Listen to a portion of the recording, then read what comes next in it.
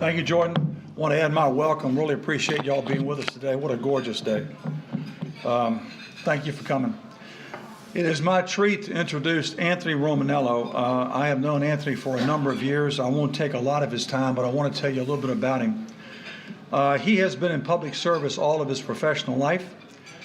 He spent 8 years in the city of Richmond, and the last 4 of those years he was assistant to the city manager Robert Bobb. Many of you may remember Robert Bobb. He then went to the town of West Point as the town manager.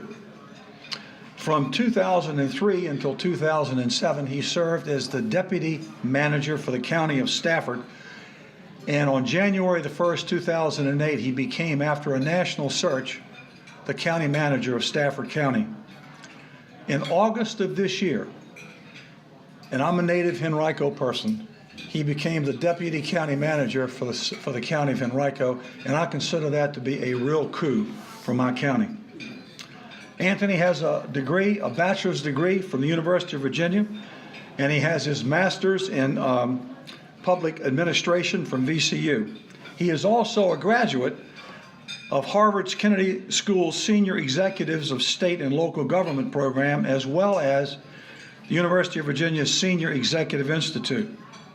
He also serves as adjunct faculty in the programs of Master of Public Administration at George Mason University, and of all places, this is really hard to understand, Virginia Tech. How does that work? I mean, seriously. I mean, my daughter went to Tech, but you went to UVA, right? Anthony is an Eagle Scout. He recently was recognized by the National Eagle Scout Association as an outstanding Eagle Scout. He is the husband of Diane and the father of 4 children. I think you have one here today. How many of your children? 2 of your children are here? 2 are here. Mary and John. Mary and John and Dominic and Barbara. And who are the other 2 at your table? Diane is my wife. I didn't see you, Diane. Welcome. It's good to have you. You got by me completely. Scott, great. So all the Romanellos, thank you for Anthony. Help me welcome Anthony Romanello, please.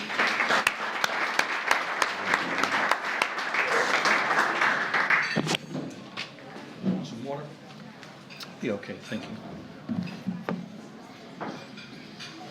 Before I start, it sounds like they're having a good time next door. Now's your chance to go if you want to head over there. Thank you, buddy.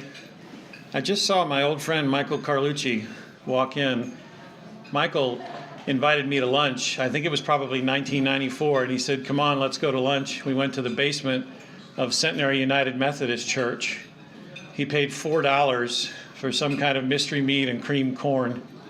And at the end of the presentation, I met a guy named Buddy Childress, and that has began my 20-plus year relationship with Needle's Eye Ministries. So, Michael, thank you for being here, my friend.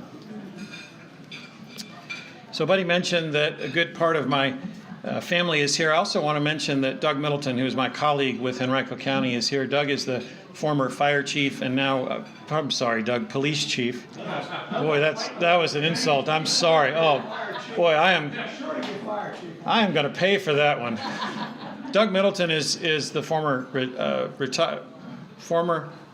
police chief for Henrico County. Now my colleague is deputy county manager. I met Doug for the first time on July 1st, 2016, when he gave me a tour of the county when I interviewed. But I can tell you that I felt like I've known him for years because we hit it off as both his colleagues and as Christian brothers. And it's a real privilege to work with a man like Doug Middleton. So, Doug, thank you for being here. My son, John, and my dad and I all attended the Tony Bennett dinner. My dad really liked the presentation. He was disappointed, Buddy, in his rendition of I Left My Heart in San Francisco. It's no surprise that one of Tony Bennett's life pillars is humility. His coaching style demands humble teamwork. UVA will have a man with the ball in the paint right under the basket, ready for a 2-pointer, and he'll pass the ball to his fellow Cavalier who's standing on the baseline for a 3-pointer. It's just extraordinary, humble teamwork. And their statistics are amazing, not so much for the points that they score as they are for the points that they don't score. It's a real pleasure to watch them play basketball. So I've been to many of these needle's eye testimonials. And they're always amazing to me because folks come in here with a moment of great epiphany, a lightning bolt of faith discovery. I will tell you, I have had no such moment in my life. I came to the faith in 1970, somewhere between the cold water of baptism and the sheer panic of circumcision. I have what I call a polished rock faith. A rock at the bottom of the creek gains its shine both from the rushing floods and the gentle polishing years of slow-moving water. And like the rock at the bottom of the stream, so has the shine of my faith increased over time. But there is much more polishing yet to do.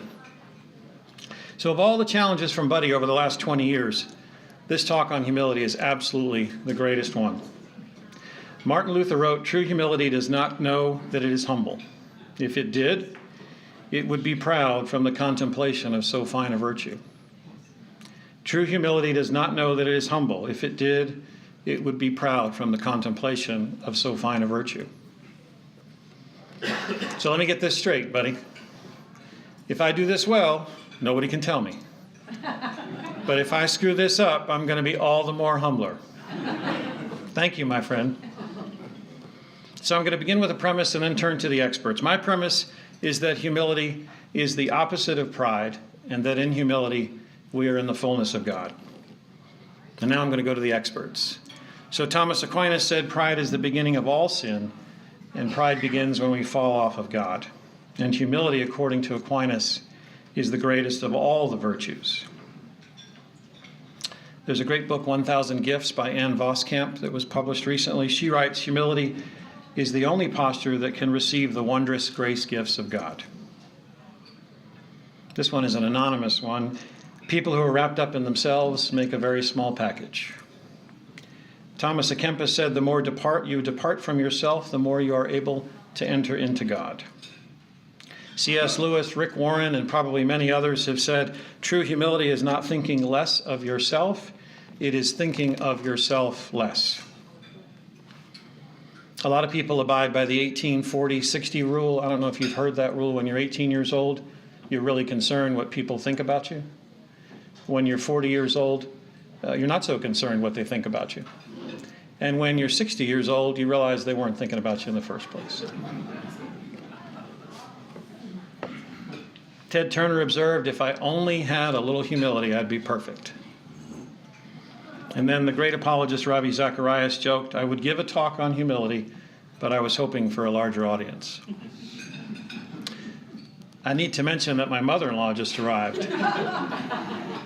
Because I want to make sure that we had a family function years ago and I forgot to introduce her, so I'm trying to work my way back into the will and back into the family. But my mother-in-law, Mary June Dalton, is here, so thank you for coming.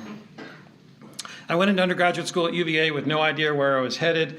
My stepmom, Barbara, helped me get an internship with the city of Richmond. I knew public service was for me. Public life is a calling to serve, a calling to make democracy work, and a calling to be called things that I can't say here. I was chief administrative officer for a total of 13 years in 2 Virginia localities, as Buddy mentioned. During that time, I had 27 different bosses. At the same time, I was a husband, a father of 4, a son, a brother, a friend, and a CPG brother.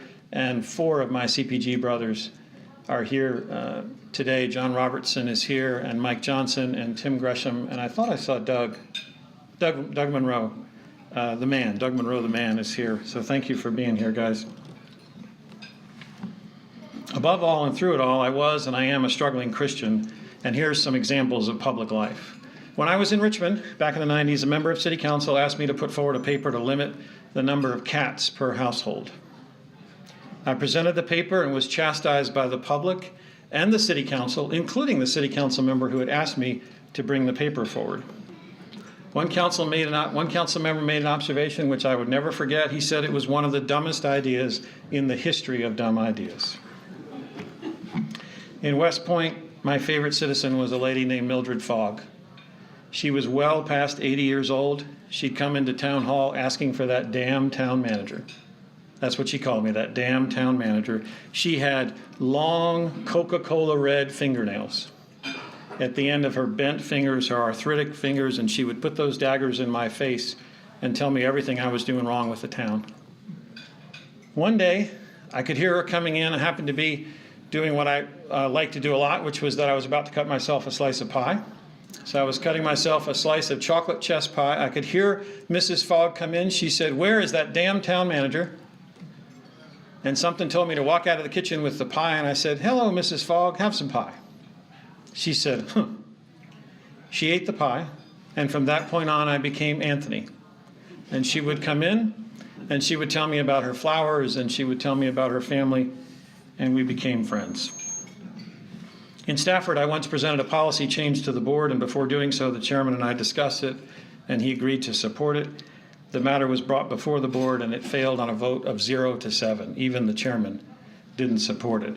That's when I began to feel my personal slogan might be boldly ineffective.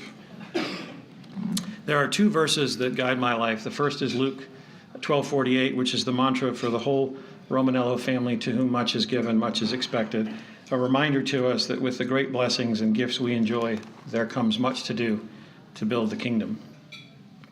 The second is the entire 4th chapter of 2 Corinthians, which I have kept in my top right-hand drawer in my desk for many years. This chapter helps me keep the proper perspective when the vagaries of public life seem too much to take. Over the course of my public life, over 24 years, I wake up every morning raring to go, really excited about the opportunity that I have. I will tell you that I've gone to bed many nights asking myself the question, what the hell were you thinking? 2 Corinthians provides a daily renewal through God.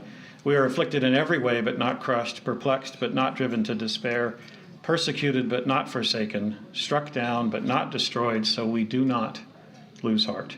Though our outer nature is wasting away, our inner nature is being renewed every day. For this slight momentary affliction is preparing us for an eternal weight of glory beyond all comparison, because we look not to the things that are seen, but to the things that are unseen.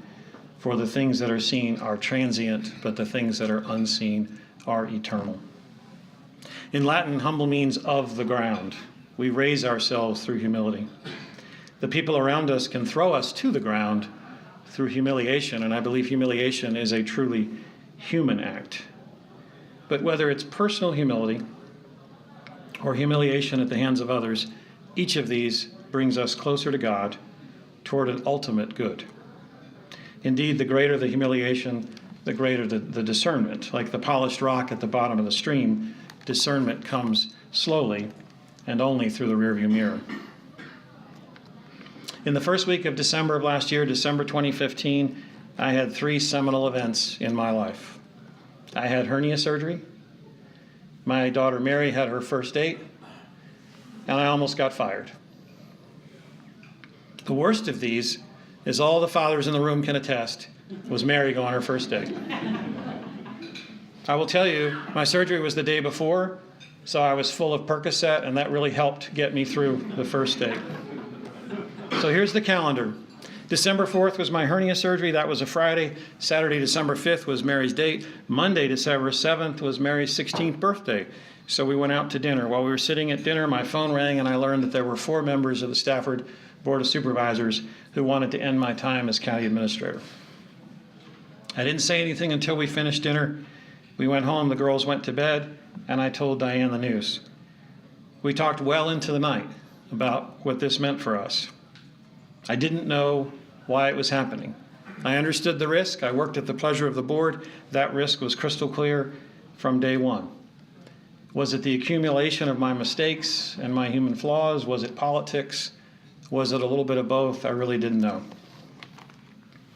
By Tuesday night, 2 of the 4 board members were having second thoughts, but the story was about to break on the Fredericksburg Freelance Star website. And that's when I had to have 3 of the hardest conversations of my life. The first one was to tell my dad and my stepmom that their son was about to be fired and that his name would be in the paper, our name would be in the paper the next day. Then after that, Diane and I did a conference call with our 2 sons, John and Dominic. John's at University of Virginia, Dominic is at Canisius College up in Buffalo, and we told our 2 boys what was about to happen. And later that night, just before it broke on social media, we told our daughters, Anna and Mary. They were heartbroken and scared. as you might imagine. Mary's birthday gift was a sapphire purity ring. And later that night, after she heard the news, she told us to take it back to the store to help us with the financial problems that may be arising. She kept the ring. We let her keep the ring. So disappointing your wife and your parents and your children is the last thing you want to do, but I will tell you that my family was not disappointed in me, just disappointed for me. On Wednesday morning when the story hit the paper, my phone didn't stop ringing all day. Emails and texts flowed in. Friends, colleagues, buddy, all of my CPG brothers, and of course, family. So I kept a file on my computer called Getting Fired. And it has some of the best and kindest observations. When your name is in the paper that you're about to get canned, you really find out how many people love you. By Thursday, another newspaper article appeared indicating that 2 members of the board had changed their minds and I would stay.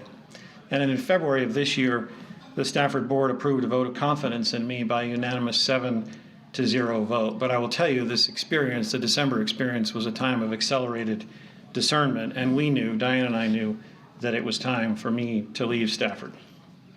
What did I learn from this experience? 3 things. The first one was to keep laughing and to keep my sense of humor through it all. I immediately began to tell folks how excited I was to get fired. There was a new Bojangles opening up by our house, and I was really fired up about being a biscuit baker. It's easy to take ourselves too seriously. I love Robert Frost's prayer. Forgive, O Lord, my little jokes on thee, and I'll forgive thy great big one on me. And during this time, there's 2 Bible verses that are going through my head. And buddy, you'll have to forgive me this, but the first one is Psalm 30. Joy comes in the morning. Joy comes in the morning. But the problem with joy is she doesn't stay very long. And the second one was Isaiah 9:6. If the government is on his shoulders, then why was it on my ass? That never made sense to me. The second lesson was to focus on the big picture. It's about serving God and my fellow man. County administrator was what I did, not who I am. I was deputy county administrator in 2007 when I was appointed county administrator, and soon after I was promoted, it was amazing how smart and funny and thin and handsome I became. It was so much, I started to believe my own hype. I was in the office early as county administrator. I met an employee that I didn't know and asked for something from her, and she said, well, who are you? And I said, I'm the county administrator. And we finished talking, and I walked in the hallway, and I froze in my tracks. And I thought, when did I stop being Anthony Romanello and become the county administrator? It was what I did, not who I am. When I am full of myself, there is no room for God. And the third lesson was to pray unceasingly. I prayed and prayed and prayed. In 2014, I read Henri Nouwen's book, The Return of the Prodigal Son, which tells the story of the painter Rembrandt and his painting, The Return of the Prodigal Son. At Your Place is a very small postcard. It's that painting, if you'll take that and look at that with me for the next few minutes. Diane bought me a print of this painting, and it hangs in my home office. The painting, for me, is the epitome of humility. Now, looking at this audience, you know the story of the prodigal son, but just very quickly, in the Gospel of Luke, the younger of 2 sons asks his father for his inheritance, a request in its day tantamount to the son saying that his father was dead. The father grants his request. The son goes off, squanders all the money, and his life is in ruins. Longing to eat the slop that feeds pigs, he rises and heads back to his father, who, upon seeing him, runs to him, embraces his boy, and calls for a great feast. The older son refuses to come to the party or even acknowledge his forlorn brother, and his father tells him, your brother was dead and is alive. He was lost and is found. Nouwen writes how Rembrandt's life mirrored the anguish of the prodigal. So look at the picture, look at the painting there for just a minute. There are 6 figures in the painting. The father and his younger son in the front. To the front right appears the older brother, standing tall and prideful with a face full of scorn. There are 2 men whose facial expressions are hard to read. Not exactly sure what Rembrandt may have been suggesting, and you can barely see it because the print isn't isn't as good as the real one, but in the top left corner is the shadowy figure of a woman, the very top left corner of the painting. But take a look at the prodigal son. His clothes are tattered, his shoes are torn, his skin is aged beyond its years, and you can almost smell the hogs through the painting. His father is a great large figure clad in red garments, strongly embracing his son, and the son's head rests on his father, not like a man hugs another man, but like a child who is hurt, with his full weight on his father. His full weight is on his father. And look at the father's hands and the way Rembrandt draws those hands. He's showing us that this is not a man or a woman, but our heavenly caretaker, not a being of earth. One hand is a huge man's hand, and it exerts pressure through the thumb. The other hand you can see is thin and delicate. It lies gently on the boy's shoulder. It caresses and comforts like a mother's hand would. When the world beats me down with humility, I go kneel before my Father. When I am humbled by my pride and my sin and my own shortcomings, I go kneel before my Father.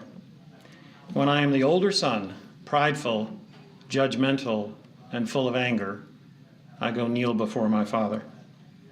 As President Lincoln said, I have been driven many times upon my knees by the overwhelming conviction that I had nowhere else to go. So how many times will God take me back when I stray? In the book of Matthew, Jesus tells Paul that he must forgive his brother who sins against him 70 times, 7 times.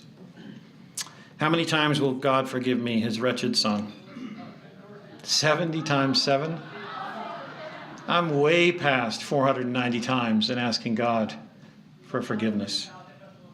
Can I be the prodigal son yet again and fall into his arms? There is an answer in 2 Corinthians 4. We are afflicted in every way, but not crushed, perplexed, but not driven to despair, persecuted, but not forsaken, struck down, but not destroyed. So we do not lose heart. Though our outer nature is wasting away, our inner nature is being renewed every day. Humble and unworthy, I am thankful that God provides much of what I ask and little of what I deserve. Humble and unworthy, I am called home again and again and again. With the new job in Henrico, our family moved in August to Glen Allen. Our extraordinary daughters, Mary, who you've met, and then Anna, who's our youngest, who's 13 years old, while not happy about leaving their Stafford home, are making the best of this new life. Soon after we moved, the air conditioner broke, our fish died, our leopard gecko died, and then our hamster died. We had all the makings of a really good country song.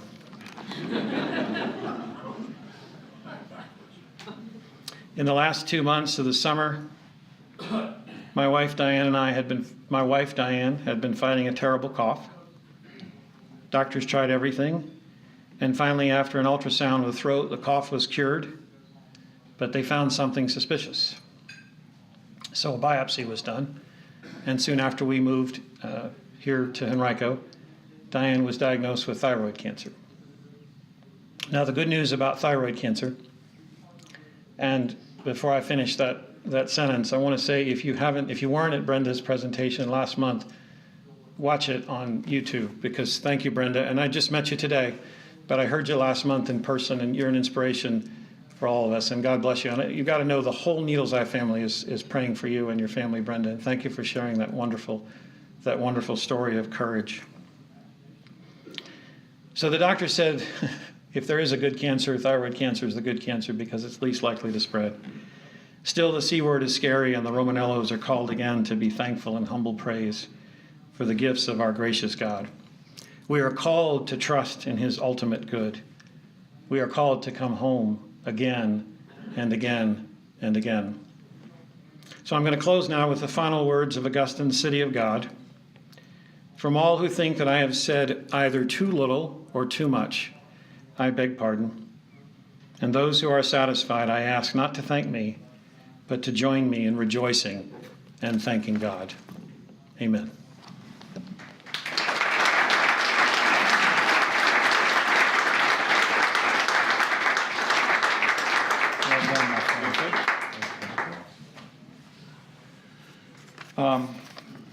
As is our tradition at these luncheons, we usually have a time, often, always really have a time of Q&A. Humility might not be the theme that sparks a lot of questions initially, but I'm sure once we have the first, we'll have a few. So we're going to have a few minutes for you to ask Anthony particular questions, and who might start us? Just need one to get us going. No one? Oh, come on. John.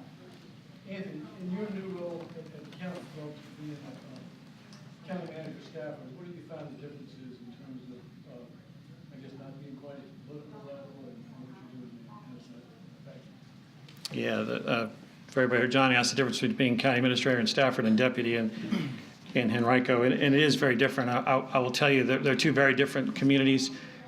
John Vitolkas, who is the county manager and is my boss, who's also in a CPG, in addition to being just one of the finest county managers in Virginia, is also just a good Christian man. He's Greek, so that's kind of a challenge, but we work with him on that. No, it's a very different role. It's kind of the sweet spot of the things that I enjoy, the things that hopefully I'm fairly good at. And my role now, because I've had that experience for 13 years, is to try to be helpful to John, both in managing the county and in the politics and supporting him and all the things that are going on in Henrico. And there's a lot of really good things going on in Henrico. We're particularly focused right now, and Doug Middleton is leading an effort on how we can assist the eastern part of the county, which there really are two Henricos, if not more than that, but definitely some real struggles in the eastern part of the county that we're trying to work through, and it's really a privilege to be there. But I will tell you, with respect to politics and having worked for 27 different elected officials over 13 years, it's nice to sit in the second row. Doug. Did the lady you gave the pie to call you when she saw you in the newspaper? First question. The second question is, keep pie handy and right. Well, if you look at me, you will see that I always have pie handy. No, I think she was gone by then. Yeah, she's probably close to 100 years old by now if she were still alive. Doug. Just curious, when have you, and this isn't your go-to, knowing you, when have you felt the most confident in your career, and how did that correlate with the underlying, what was going on in your life looking back on it? Sometimes they don't correlate as well. Yeah, the question was, when did I feel most confident in my career? That was my first day in public service, April 6, 1992. I will tell you, and I don't want to confuse confidence with competence, but confidence, particularly overconfidence, can get you into trouble, particularly in the business that I'm in public service, Doug. We, just like any organization, you build a strong team, you hire really good, solid people who are people of values and people who have strong beliefs in making democracy work and making local government work, which is really hard to do, and then you let them do their jobs, and then you pray a whole lot. There was a gentleman in the back. Dan. Yes, sir. Anthony, thank you for those great comments. Sure. I thought myself wishing you could keep on going, but I know you probably have to get back to work. So I've got a few more if you want to. We can talk. We can talk afterwards. Without picking on any one particular politician, we're in the middle of a lot of national elections right now, some of which are not very tasteful. So without picking anyone in particular, how do you react when you see these national politicians running these campaigns and doing what they're doing, and not the least but God said, from my point of view, give us your thoughts on what you're saying. Well, that's one of those moments when you fall on your knees and pray for our country. What I would tell you, though, is that please, I beg everyone in the room, don't confuse national politics with what's happening locally, particularly in places like Henrico County. Because while we're 120 miles from Washington, D.C., we are a million miles away from the way the federal government does business. And it's so important that folks understand that about most Virginia local governments, not all, but most Virginia local governments, and also our state government, which are just so well managed. And there are politics. They're built into the system. And as Larry Sabato at UVA says, politics is a good thing. But we don't have to destroy each other to get things done. And I think what you're seeing at the local level, particularly in many Virginia communities, is just how to make government work, how to make local government work. And all I would ask folks to do is to pray for our country and make sure you make a distinction between what's happening at the national level and what's happening at the local level. We have time for one more. Who might have that last question? Elizabeth. Anthony, if you could just mention how your CPG has been a part of this walk you've had professionally. And define. Yeah, CPG and how it's been part of my walk as a Christian. We have an amazing group, and I am CPG. I'm sorry, Christian Presidents Group, which in our group is eight men. I'm the youngest in the group. Yeah. He just talked on humility. That's right. Yeah, I got it all out. Now the ego's back. Doug Monroe's the most handsome. I'm the youngest. It's just, it's a great group of guys, and we meet the third Wednesday of every month. We met this morning. And what I will tell you is what I tell them is I am never a better man, I am never a better Christian than when I walk out of those CPG meetings. I wish we met every morning, and I'd be a much better guy just by their example and by their support. And as you know, in the CPG environment, it's a safe environment, so you can talk about anything and everything that's going on in your life, professionally as well as personally. And those guys are they're just amazing men who have been so supportive of me and in watching my kids grow up and in watching me in my career. There was a moment of a little bit of fear in December when I let them know that I was about to be fired, and I think Doug initiated it. There was almost a posse that was headed from Richmond up to Stafford. We had to hold them back. Nobody was hurt, but I certainly appreciated the offer on behalf of my brothers. If you're, and Buddy can talk more about it, but if you're thinking about a CPG, I would strongly encourage it. I've been in, I can't even remember, it's been at least 15 years. And it's made a huge difference in my life, as has Needle's Eye. Thank you. God bless you. Thank you, Anthony.